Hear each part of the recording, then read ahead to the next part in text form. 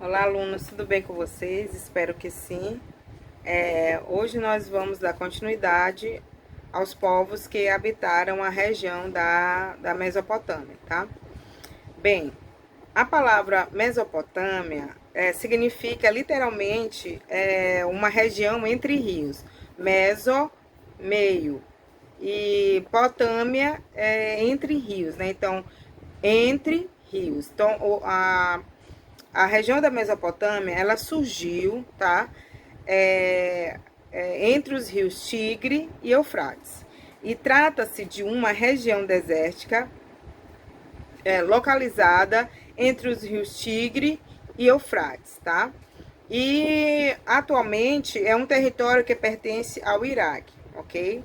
As áreas próximas dos grandes rios eram muito importantes na Mesopotâmia, né? Região caracterizada pelo clima árido e pela escassez de chuvas, tá? Essas áreas atraíram grupos nômades e seminômades das montanhas do deserto que atacavam as populações sedentárias dos vales e das planícies, tá?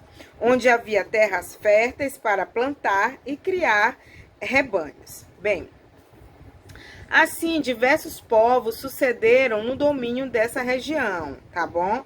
Entre eles destacam os sumérios, os acádios, os amoritas, os babilônios, os assírios e os caldeus.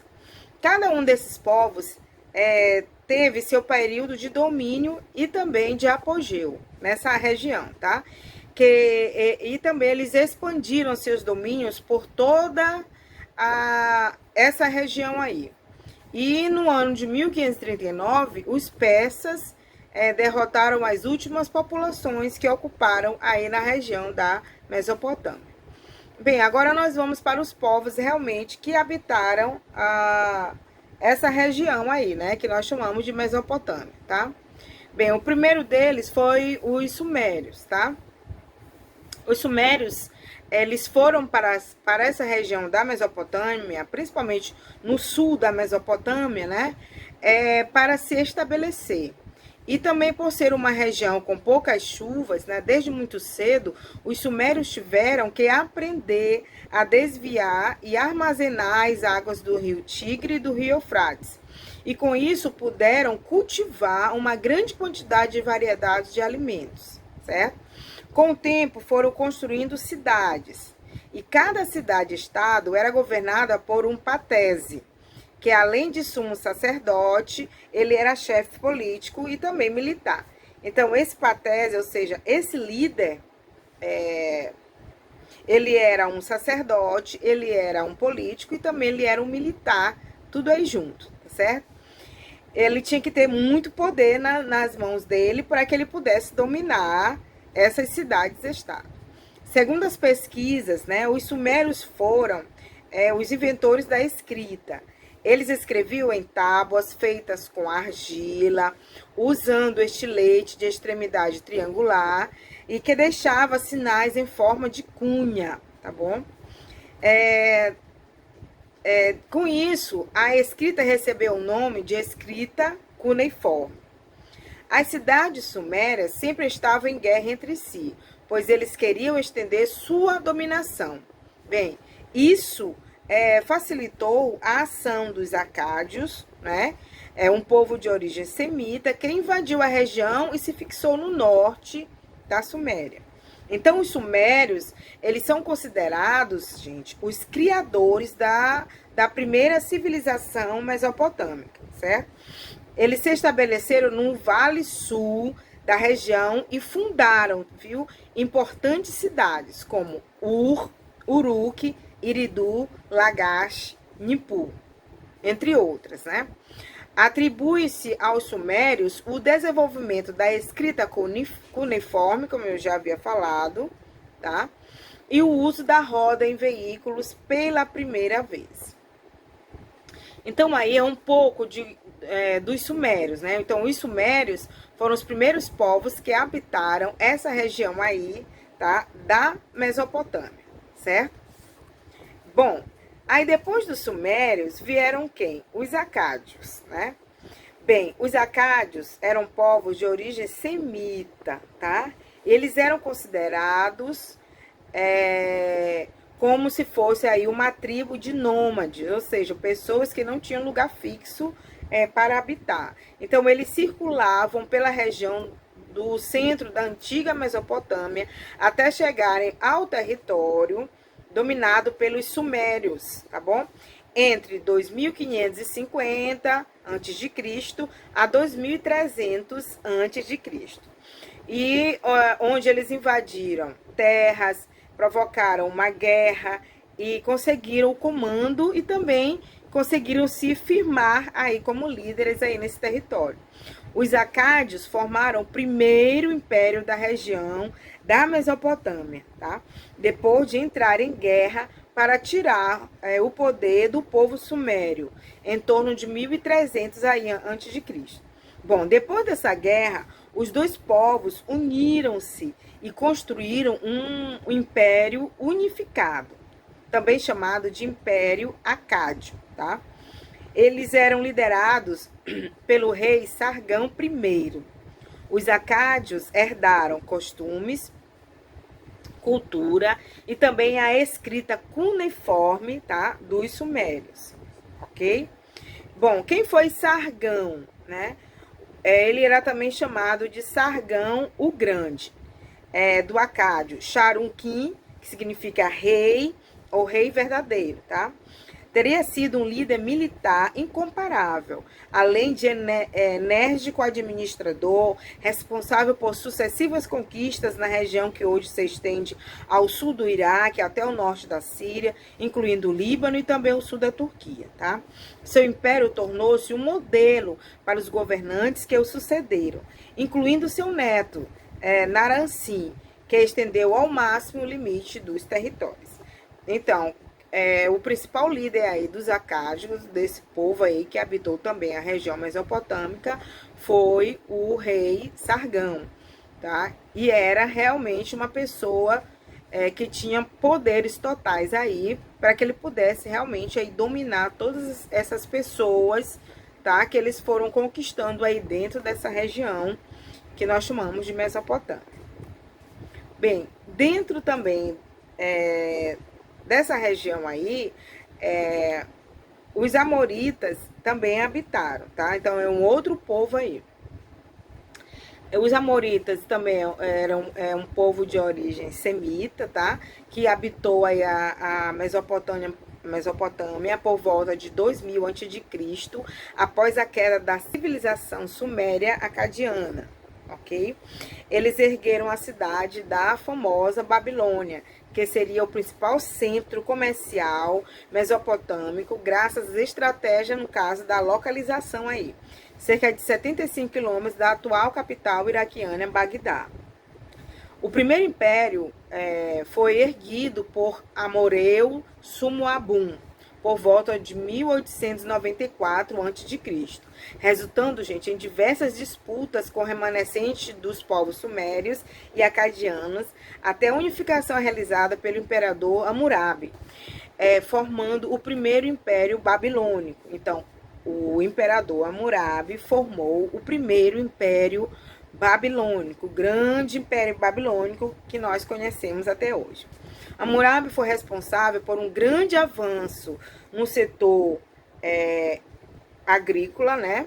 Ao construir canais de irrigação próximos aos rios Tigre e Eufrates, e também além de expandir o reino babilônico para além do Golfo Pérsico, tá? Então, ele conseguiu conquistar vários territórios aí, além do Golfo Pérsico, tornando o Império Babilônico bem extenso.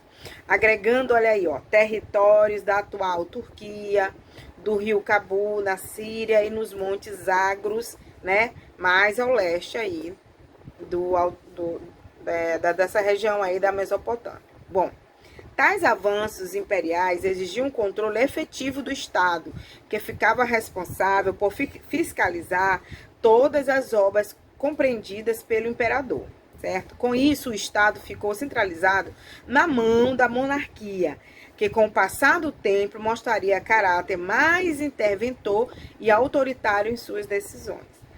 Então, o monarca, ele era sempre o detentor do poder.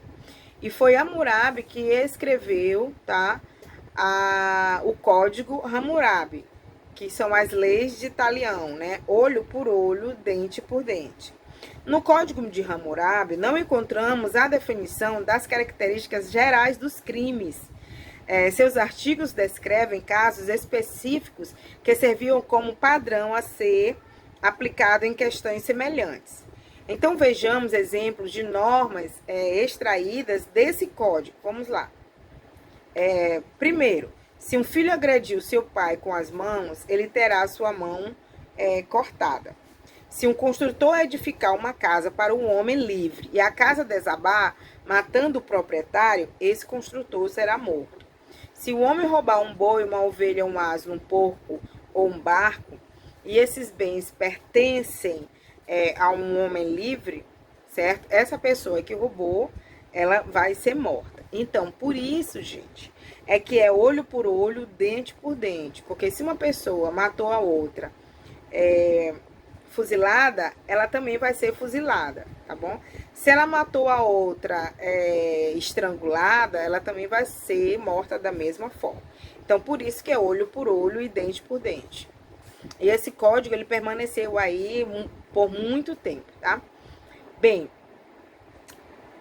agora é a vez dos assírios. Os assírios também foram povos que habitaram essa região aí da Mesopotâmia, principalmente aí numa cidade chamada Assur, né? Por volta de 1900 a.C. Então, por volta de 1300 a.C., os assírios conquistaram sua independência após os hurritas serem derrotados pelos ataques de hititas. Então, a partir disso, os assírios iniciaram um processo, gente, de conquista que foi responsável por transformá-lo num poderoso império, tá? Que consolidou o seu poder graças à força e à violência do seu exército. Então, o exército assírio, além de grande, ele era poderoso e também utilizava muito da violência para conquistar outros povos. Bem, ao longo da história, a Síria destacaram-se as cidades de Nínive, Assur e Nirode, como as principais cidades mesopotâmicas. Embora a Babilônia, né, dominada por eles, continuasse sendo a maior cidade da região. Maior cidade por quê? Porque era a principal cidade de comércio, né? Muitas pessoas vinham para essa região para comercializar. Um dos mais conhecidos reis assírios foi Assurbanipal, responsável por construir a grande biblioteca da cidade de Nínive, né, que continha milhares de tabuletas escritas cuneiforme. Então, né, como se fossem os livros de hoje, de papel. Pois nessa época existiam várias tabuletas de argila, né, com a escrita cuneiforme. E o exército assírio? Bem, o exército assírio, ele era grandioso, era bem estruturado, tá? Era bem ordenado, tá? Seus guerreiros eram contratados e pagos, tá? Única e exclusivamente para se aperfeiçoarem para a guerra, ok? Além de serem profissionais, o exército assírio, né? Os exércitos assírios, no caso, ficaram conhecidos por sua exímia tática de batalha, pelo desenvolvimento de ótimas armas de cerco, pelo uso de armas de ferro, tá? E pela brutalidade com a qual tratavam, no caso, né, seus adversários. Como eu falei anteriormente, o exército era grande e brutal, violento. Esse exército também conseguiu articular perfeitamente o uso de soldados de infantaria, apoiados pela cavalaria, tá? Arqueiros em batalha, e etc, né? E graças a essa excelente organização militar, os assírios conseguiram formar o maior império mesopotâmico, dominando regiões distantes da Assíria, como o Egito, né? Como exemplo aí. Então, para manter os povos conquistados sob o seu controle, os assírios utilizaram-se da violência e do terror, como eu já havia falado. Então, eles não chegavam assim e diziam assim, olha, educadamente, né? Olha, nós vamos tomar as terras de vocês. Não. Eles chegavam e já iam matando, né? E dominando, né? Colocando terror para que aquelas pessoas pudessem realmente dizer assim, olha, realmente a gente tem que obedecer ele ou então a gente vai morrer, né? Bom, depois dos assírios vem os caldeus, né? Então foram os caldeus que realmente transformaram a Babilônia nessa grandiosidade que nós conhecemos hoje, tá? Ó, os caldeus não eram de origem semita, eles eram de origem árabe, tá? E habitaram essa região aí também da Mesopotâmia, tá? Bom, eles formaram o segundo império babilônico, tá? Ou império neobabilônico, ou seja, um novo império. Por esse motivo, os caldeus são chamados também de novos babilônios. A primeira investida dos caldeus ocorreu em 612 a.C., com a tomada da capital síria, a capital chamada Nínive, tá? Após a morte do seu pai, Napolassar, Nabucodonosor continuou a conquista das terras e reconstrução, no caso, das cidades que foram destruídas, tá, pela guerra. Esses são os dois reis mais importantes do Império Caldeu, tá? E o governo de Nabucodonosor foi um dos períodos mais importantes da Mesopotâmia. Por quê? Porque ele comercializava, além de ser um grande líder, né? Ele comercializava com várias outras cidades, tá? E ele tinha total poder em suas mãos. Era uma pessoa altamente temida, né? Nesse período aí. A capital do império era a Babilônia, uma bela cidade construída com muralhas, palácios, santuários e templos. Então, após a morte de Nabucodonosor, que governou cerca de 40 anos, houve o enfraquecimento do império, tá bom? E a partir de 539 a.C., eles foram dominados pelos persas sob o comando do rei Ciro, tá? E quais eram as principais características dos caldeus? Bom, na parte da sociedade, os caldeus eram um povo de origem semita, né? Que habitou a região da Mesopotâmia, tá bom?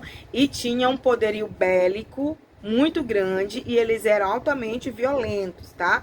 E eles fizeram muitos escravos. Tanto é que a gente vai ver aí o povo de Israel, né, no cativeiro da Babilônia, que eles foram tomados e transformados em escravos, tem tudo isso aí dentro da história bíblica, né? Bem, nunca diz respeito à organização social, tá? A sociedade dos caldeus, gente, era baseada na monarquia despótica e teocrática.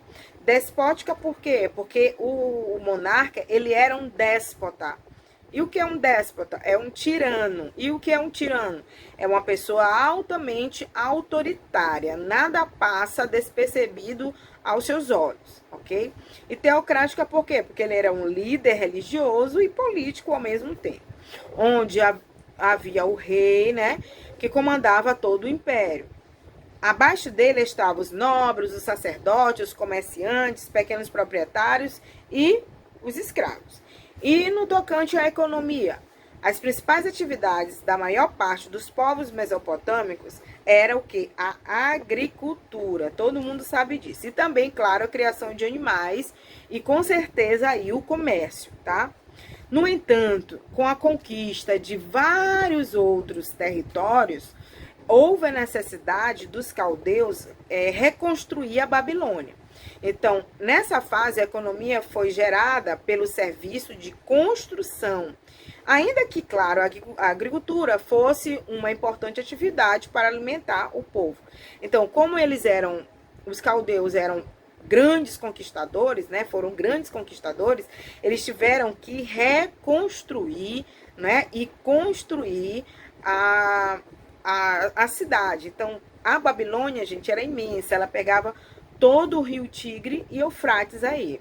O rio Tigre ele passava dentro, certo? Da cidade, para vocês verem o tamanho que era, certo? Com relação à religião, como todos os povos mesopotâmicos, a região dos caldeus era, aliás, a religião dos caldeus era politeísta, tá? Os caldeus eram politeístas, tá?